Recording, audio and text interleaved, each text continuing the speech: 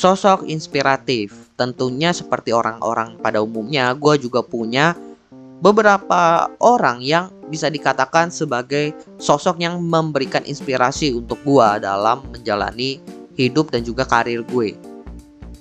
Gue sebenarnya punya banyak sosok inspiratif yang benar-benar menginspirasi hidup gue gitu dalam beberapa poin tertentu. Tapi di episode kali ini gue akan ngebahas 4 sosok inspiratif aja. Karena menurut gue sosok-sosok ini lumayan menginspirasi gue dan membentuk karakter gue sampai saat ini. Entah dari sisi karir maupun dari sisi gue ketika gue ngonten saat ini. So langsung aja kita bahas siapa aja tokoh-tokoh tersebut. Yang pertama yang membuat gua sangat mencintai dunia bisnis dan juga teknologi adalah Steve Jobs. Beliau ini bisa dibilang seorang pebisnis yang sangat inovatif. Tapi inovatifnya ini juga lumayan ekstrim ya atau radikal gitu. Karena mengeluarkan sebuah teknologi yang baru banget gitu, benar-benar baru di industri teknologinya. Yang bikin gua kagum itu adalah dia itu sosok yang visioner dan dia itu berusaha keras bagaimana caranya untuk bisa mewujudkan visinya tersebut dalam sebuah produk. Meskipun dalam prosesnya itu dia dikenal sebagai sosok pemimpin yang sangat-sangat keras. Dan katanya pun dia itu tipikal pemimpin yang enggak ragu untuk memecat seseorang kalau memang tidak sesuai dengan apa yang ia inginkan. Ya bisa dibilang selain visioner, inovatif, dia juga perfeksionis. Dan dia juga mampu untuk mempertahankan visinya itu dari awal, dari proses ideation sampai eksekusinya pun, sampai marketingnya pun benar-benar dipertahani nama dia, kualitasnya. Dan momen yang paling spektakuler itu tentunya adalah ketika dia itu nge-launching produk-produknya. Kalau kalian itu pengen ngeliat bagaimana cara dia itu menjelaskan atau mempresentasikan produk barunya saat launching, itu ada beberapa video di YouTube, kalian bisa cari aja. Ketika dia itu kayak nge-launching iPod, kemudian iPad.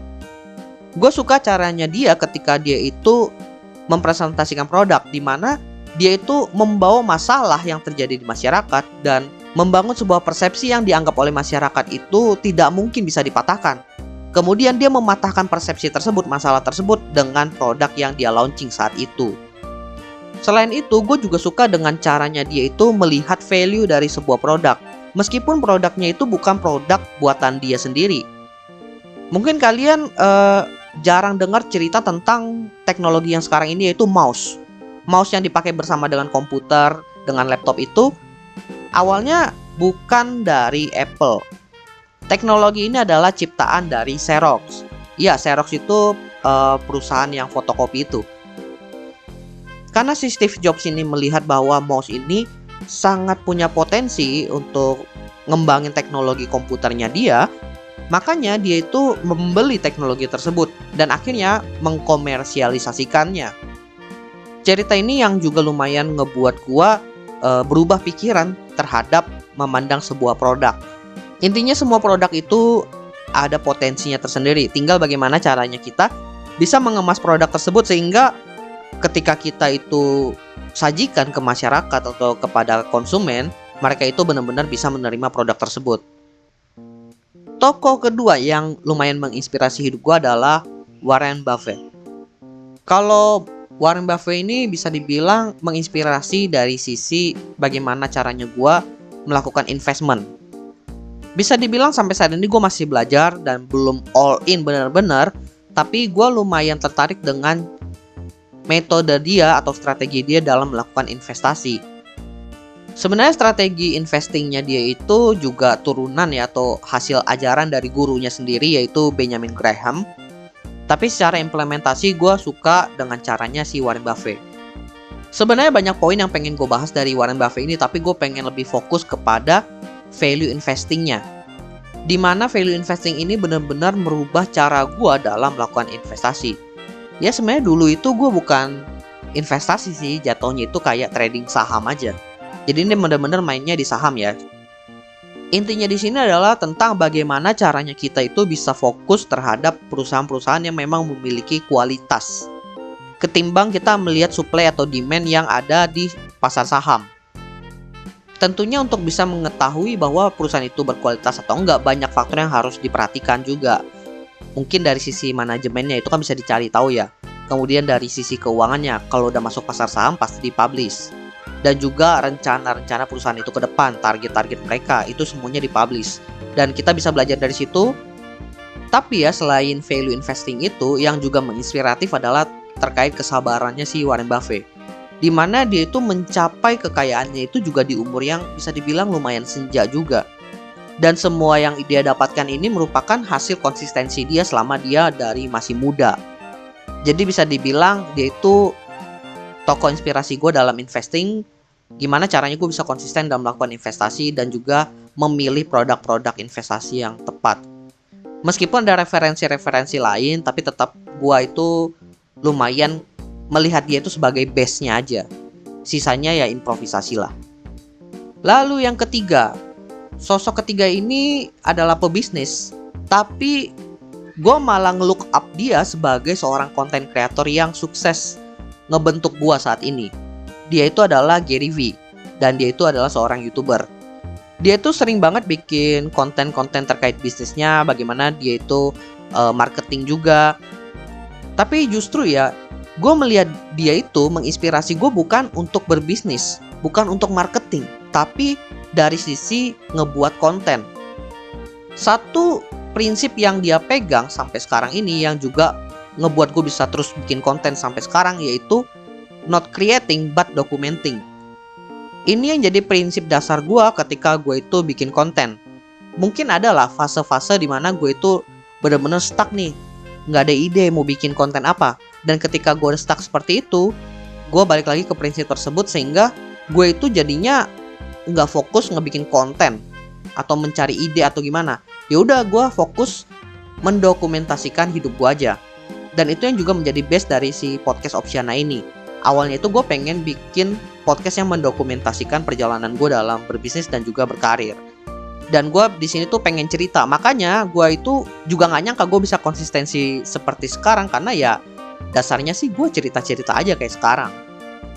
Meskipun banyak banget episode Opsiana Podcast yang ngebahas hal-hal yang teknikal, hal-hal yang berbau bisnis, ngebahas brand-brand yang lain, tapi pada dasarnya itu adalah implementasi gue dari pembelajaran yang udah gue pelajarin.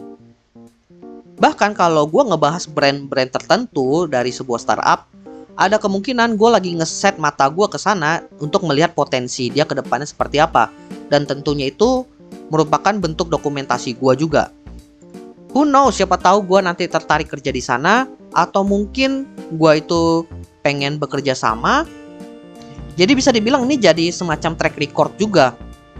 Dan semuanya itu bisa terjadi sampai sekarang. Karena apa? Karena ya gue ngikutin prinsip dari si Gary V itu. Don't create but documenting. Dan hal itu pun gue lakukan juga di akun TikTok gue yang berkebun itu, dimana sebelum gue bisa monetize, gue juga ngelakuin hal tersebut. Gue cuma ngerekam kegiatan gue berkebun, karena kan pandemi itu gue nggak bisa ngapa-ngapain kan. Ya udah, gue ngelakuin hobi gue aja, yaitu berkebun. Cuma gabut, sekalian rekam deh. Dan malah keterusan sampai sekarang untuk si konten berkebun itu. Dan prinsip ini juga menjadi salah satu tips yang biasanya gue sharing gitu ke teman-teman gue kalau mereka itu pengen start konten. Cuma mungkin banyak yang nggak mau melakukan karena merasa bahwa apa yang dia dokumentasi itu kesannya nggak penting gitu. Sebenarnya sih ya nggak usah terlalu dipikirkan. Dan tokoh terakhir yang bisa dibilang cukup menginspirasi gue ini datang dari Indonesia sendiri, yaitu Raditya Dika. Untuk Raditya Dika ini lumayan menginspirasi gue karena dia itu adalah satu sosok yang bisa dibilang multi talent. Dia penulis buku, kemudian stand up comedian, kemudian juga content creator sekarang ini. Tapi yang cukup menginspirasi gue adalah tentang bagaimana dia itu dengan kreatif bisa menghasilkan ide-ide yang cukup fresh dalam ngebuat karya-karyanya dia. Dari kreativitas dia yang bisa dibilang sangat luas dan juga passion dia itu terhadap komedi, dia itu bisa mengembangkan dirinya itu menjadi beberapa pekerjaan secara sekaligus. Makanya gue bisa bilang dia itu hitungannya kayak multi talent.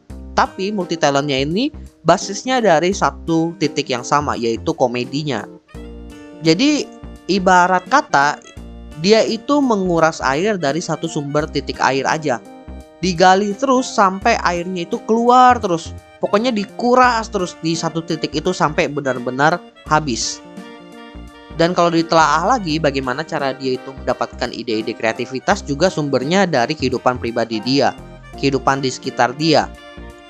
Bahkan buku-bukunya dia itu merupakan hasil dari pengalaman dia sendiri, yang tentunya ditambahkan dengan bumbu komedi. Jadi kalau dihubungkan dengan prinsipnya si Gary V tadi, masuk juga tuh, dimana sebenarnya Raditya Dika itu bukan meng-create sebuah idea, tapi dia itu mendokumentasikan. Nah, dokumentasinya itu diubah menjadi sebuah karya. Oke, jadi itulah beberapa sosok inspiratif yang berpengaruh dalam kehidupan gua. Sebenarnya masih ada beberapa tokoh lain yang cukup menginspirasi dalam hidup gua, tapi nggak bisa gue jabarkan satu-satu karena tentunya akan jadi terlalu panjang. Jadi gue cuma mengambil beberapa tokoh yang memang pengaruhnya itu lumayan besar. Meskipun gue nggak kenal mereka secara langsung, belum pernah ketemu secara langsung juga, tapi karya-karya mereka, produk-produk mereka cukup menginspirasi gue dan membuat gue berharap suatu saat nanti gue bisa menjadi seperti mereka. Dan gue yakin teman-teman yang mendengarkan juga pengen menjadi seperti idola kalian lah. Well, jadi itulah sedikit sharing dari gua terkait tokoh inspiratif dalam hidup gua. Semoga bermanfaat buat teman-teman semuanya. Dan terus pantengin Opsiana Podcast karena dalam bulan Desember ini akan terus update karena lagi ngikutin event 30 hari bersuara. So, stay tune di Opsiana Podcast dalam beberapa hari ke depan. Ya, gua rasa sampai akhir tahun inilah ya. Semoga bisa sampai akhir tahun. By the way teman-teman, jangan lupa follow Instagram dan juga akun TikTok Opsiana Podcast di @opsianamedia karena di sana akan ada konten-konten menarik dan juga yang bermanfaat buat teman-teman semuanya. Dan juga kalian akan mendapatkan update dari Opsiana Podcast kalau nantinya ada episode terbaru yang rilis. So, jangan sampai teman-teman ketinggalan sama update-nya. Dan terakhir, jangan lupa juga untuk follow atau subscribe Opsiana Podcast di platform kesayangan teman-teman. Dan nantikan konten-konten menarik dari Opsiana Podcast nantinya di sana. Oke, gua rasa itu aja. Thank you buat teman-teman yang sudah mendengarkan. See you next time di episode Opsiana Podcast lainnya.